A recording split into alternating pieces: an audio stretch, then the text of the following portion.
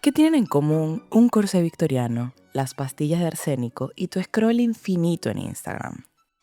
El miedo a no pertenecer. Antes nos envenenábamos con plomo y mercurio, ahora con algoritmos. Como seres sociales que somos, simios sin pelo que vivimos en manada, buscamos de una u otra manera ser parte de la comunidad de la forma más aceptable posible. Y cuando no cuestionamos los cánones establecidos, sino que los seguimos a rajatabla porque eso nos asegurará el puesto social, cosas terribles pueden pasar. Si, por ejemplo, tu bisabuela victoriana tenía el privilegio de ser millonaria, seguramente murió joven, envenenada y con los órganos revueltos. En el siglo XIX, la palidez y la cintura de avispa se lograban con plomo, mercurio, arsénico y corsés asfixiantes. Deseaban la blancura mortecina de alguien noble que jamás necesitó exponerse al sol como la plebe, no solo royéndole la vitamina D, sino que no tenían idea del daño que le hacían a su cuerpo. Y esto es hablando de los ricos que podían pagar arsénico en pastillas o ungüentos de mercurio. Pero los pobres también buscaban pertenecer de alguna manera. Y aunque muy probablemente no podían pagarse esos remedios milagrosos para la belleza, lo más seguro es que consumieran variantes más baratas pero de peor calidad. Aunque si el ingrediente principal y más costoso era el mercurio o el arsénico, que lo rindieran con, no sé, harina o acerrín, suena de hecho más sano. ¿Cómo es? Cuando un veneno está vencido, ¿es más o menos dañino?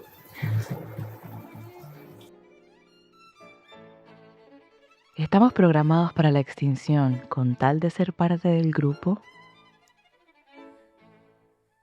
En la actualidad, coqueteamos sin desearlo con el FOMO. La estructura social se ha moldeado en exceso a las demandas de los negocios. ¿Y a qué me refiero? Todo se trata de consumo, de pelear por tu atención para que gastes tus monedas en quienes te pagan fracciones ínfimas de tu producción. Y esto no ha cambiado en ninguna época, solo se ha visto de manera diferente, ha cambiado su apodo. ¿En qué hemos cambiado con respecto a la época victoriana? En que ellos sufrían dolor físico para pertenecer, maltrataban su cuerpo y su salud por demostrar algo. En cambio ahora, no padecemos el dolor, sino que sufrimos el placer. Tan adictos a la dopamina y sobreestimulados que me es inevitable volver siempre a Huxley con un mundo feliz, donde nosotros somos nuestras propias carceleras, adictos a la felicidad constante que, aparentemente, tienen las personas en redes. Y ya ni siquiera hablando de influencers o de gente famosa. La gran mayoría de los usuarios de redes sociales buscan su mejor ángulo al compartir algo, incluso si está llorando o si está sufriendo. El cómo me proyecto a veces tiene más impacto que el quién soy, convirtiéndose casi en una necesidad básica nuestra proyección hacia el mundo. Pablo muestra en historias que fue una fiesta. María muestra arquería. Ramón hace cerámica, Jessica baila merequetengue y tú te sientes aislado, deprimida, completamente solo, pero a la vez socialmente inepta como para entablar esas relaciones que tanto ansías. O por el contrario, te unes a todo e ignoras tu bienestar, tu descanso y tu salud mental por siempre estar presente. Y casualmente el 90% de las cosas que nos inducen el FOMO implica gastar dinero, porque los negocios buscan generar eso en ti, buscan generar esa necesidad de pertenecer al grupo, por lo que siempre intentamos producir aún más para poder seguir gastando para estar presentes. Es como si planificáramos nuestra vida en torno a nuestra opresión y por decisión propia. ¡Qué mierda!, ¿no? Huxley estaría dándose palmaditas orgullosas a sí mismo al ver su futuro distópico vuelto realidad. O se moriría de nuevo. Además de esos remedios de belleza socialité súper anormales y venenosos llenos de mercurio, después de esa época victoriana que hablamos, no se libraron de las modas radiactivas causadas por el miedo a no ser parte de la manada, llegando a puntos muy mortales, tanto por ignorancia como por estupidez. Por ejemplo, cuando Marie Curie descubrió el radio, este se puso de moda. La gente creía que la radioactividad era energía pura y se vendía agua radioactiva llamada Raditor, pasta de dientes radioactiva, chocolate con radio, entre muchas locas cosas. Y creo que no necesito contarte el caso del millonario Evan Byers, que por consumir tanta agua radioactiva se le cayó la mandíbula, para que ahora tú, yo y todas las personas presentes sepamos que la radioactividad es peligrosa. Y aunque hay cosas tan absurdas como los maquillajes tóxicos, también pasaba en situaciones que podían parecer más inocentes. Y por ello, de haber existido TikTok, definitivamente la fiebre del helecho habría sido trending topic. Desde 1850 hasta 1890 aproximadamente, tener helechos y recolectarlos era símbolo máximo de inteligencia y sensibilidad victoriana. Si no tenías un álbum de helechos secos o un terrario en tu sala, eras un inculto. Lo que llevó a muchas personas a poner su vida en riesgo para poder obtener ejemplares raros, llegando a lastimarse y en algunos casos hasta la muerte por caer en acantilados intentando tomar algún espécimen. Igual estos casos de muerte fueron bastante pocos, pero refleja lo que la gente está dispuesta a llegar para poder ser parte de la manada. Eso sin mencionar que los helechos fueron llevados al punto de la extinción únicamente por moda y por miedo a ser la oveja negra de ser lechoseada. Saliendo de época victoriana, pero manteniéndonos en la temática botánica, en Holanda, en el siglo XVII, ocurrió la tulipomanía, siendo el tulipán la criptomoneda del momento y siendo este un ejemplo claro de histeria colectiva por no quedarse fuera de la inversión inteligente. Y no creas que se trata de una moda normal. Casi fue la versión mini del crack del 29. La gente veía que sus vecinos se hacían ricos comprando y vendiendo bulbos de tulipán sin mucho esfuerzo, mientras ellos sudaban como cerdos bajo el sol ganando miserias. El miedo a ser el único pobre imbécil pobre que no estaba invirtiendo en flores provocó que la gente llegara a vender sus casas, sus tierras o incluso cambiar los ahorros de toda su vida por un único bulbo de tulipán, el Semper Augustus. Y cuando la burbuja tulipánica estalló, miles quedaron en la bancarrota total. Se arruinaron no por necesidad, sino por las ganas de pertenecer a la manada de los exitosos, siempre anhelando ese sueño de algún día lograr ser parte de la élite económica. Así que si te sientes mal porque la cripto random que compraste no sirvió, recuerda que en Holanda vendieron su techo por una flor que se marchitó a la semana. Espero que no hayas empeñado la casa en criptos, mi pana. Te deseo que tengas mucho éxito, de verdad.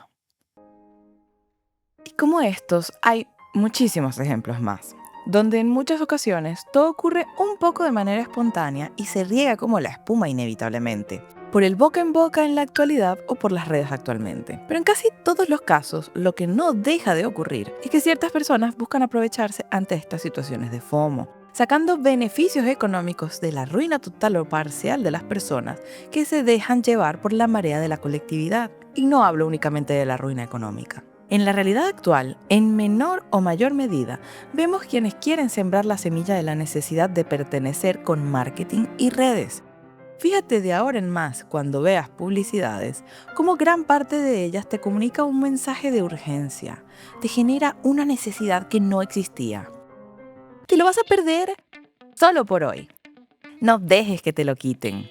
Yo antes era burro como tú, pero con mi curso te enseño cómo desburrearte. Etcétera, etcétera, etcétera.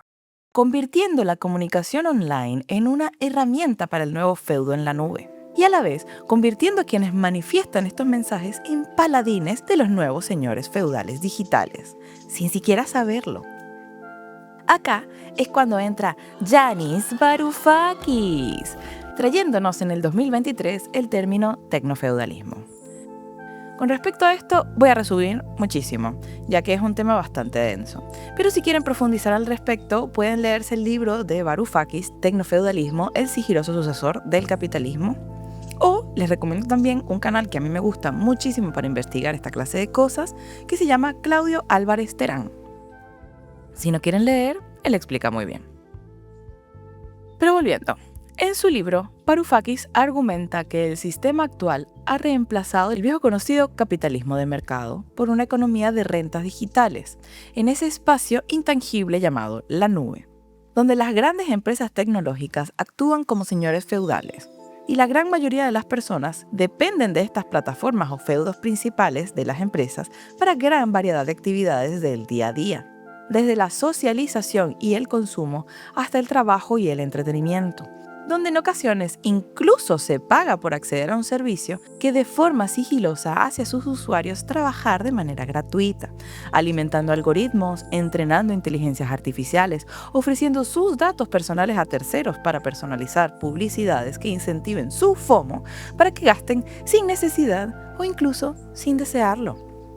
Y eso sin contar las empresas que son más deshonestas, que al aceptar sus términos y condiciones escritos en 3 píxeles en Comic Sans, te avisan muy sutilmente que modificarán tus cosas a su conveniencia, borrando canciones de tus listas de reproducciones y vainas por el estilo.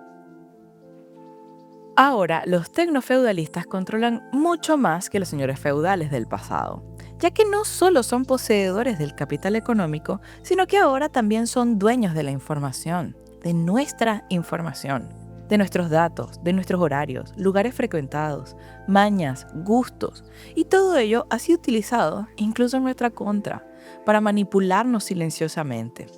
Y ya ni siquiera para hacernos comprar un radio en forma de Stormtrooper cuando nadie escucha la radio, sino para hacernos cambiar de opinión en situaciones mucho más delicadas e importantes. Fíjense cómo ahora las religiones y los partidos políticos se inmiscuyen muy notoriamente en el entorno digital para intentar cambiar tu perspectiva. Y cómo no, nunca de manera sincera, nunca admitiendo sus errores históricos o sus errores presentes. Y así estos señores tecnofeudales empiezan a moldear nuestra realidad a un mundo mucho más cyberpunkítico 2077. Y si no entendiste mi referencia, te recomiendo el jueguito, está bien bueno. Un poco triste a veces, pero está bien bueno. El miedo a dejar de ser parte del todo, o incluso de algo ínfimo, nos hace tomar decisiones estúpidas. En el pasado, elegíamos voluntariamente jodernos con tal de ser el más mejor ante los ojos de los demás. Y ahora, no ha cambiado mucho en ese aspecto, pero se le suma, para empeorar un poquito la situación, el FOMO inducido por el comercio que nos genera involuntariamente ansiedad, ya que no se trata de si elegimos o no elegimos, sino de que, indiferentemente de nuestra opinión o decisión, eso estará ahí pululando siempre y debemos cuidarnos al respecto. Porque el FOMO es el miedo a ser desterrado del feudo. Si no estás, no existes. Y los tecnócratas y tecnofeudalistas lo saben. Vaya que lo saben. Por eso, según Yanis Varoufakis, hemos dejado de ser clientes para ser siervos. Con nuestra información, el algoritmo nos predice y busca hacernos actuar a su conveniencia. O bueno, a la conveniencia de los tecnócratas y de los tecnofeudos y bla bla. Al final, Huxley siempre tuvo razón. No nos domina el dolor como a los esclavos antiguos, nos domina el placer, la dopamina y los tecnofeudos. El FOMO es el miedo a que se acabe el suministro ilimitado de placer. El miedo a tener que soltar el celular y enfrentarnos a nuestra propia existencia. El vacío sin respuesta. El silencio que ante tanta sobreestimulación ahora se volvió incómodo. Estamos tan adictos a lo que otros hacen que olvidamos cómo nos está destruyendo lo que nosotros estamos haciendo. Y sé que estoy sonando full pesimista, pero para mí es todo lo contrario.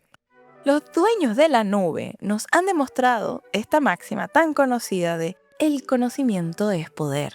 Y si sabes cómo están buscando cambiar o manipular tus ideas, o incluso solo saber que tienen la intención o que quieren encontrar las formas de hacerlo, es un montón.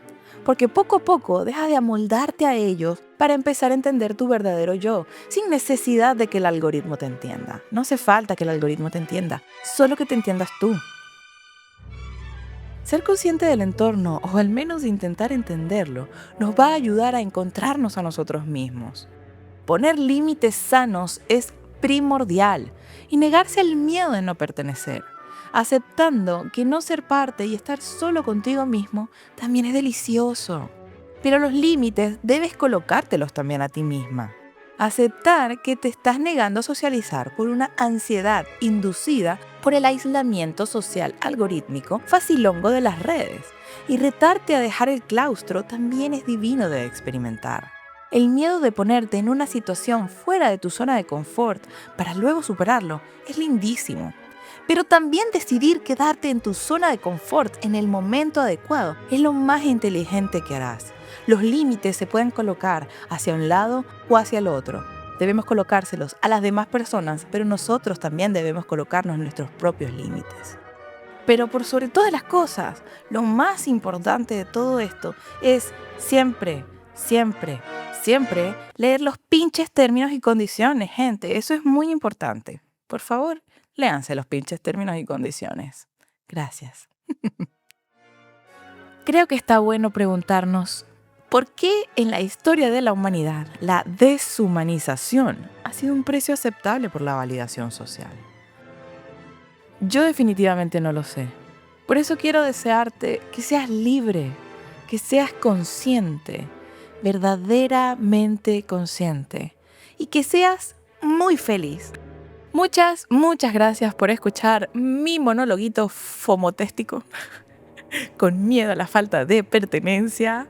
Si te gustó lo que escuchaste, te pido por favor que me dejes un comentario, me des like y te suscribas, ya que eso ayuda a este micro canalcito que está creciendo poquito a poquito. Muchas gracias por estar ahí. Te quiero dejar un corazón entomatado de Julianne Moore, un corazón pellizquito de Tilda Swinton y un besito de mi parte.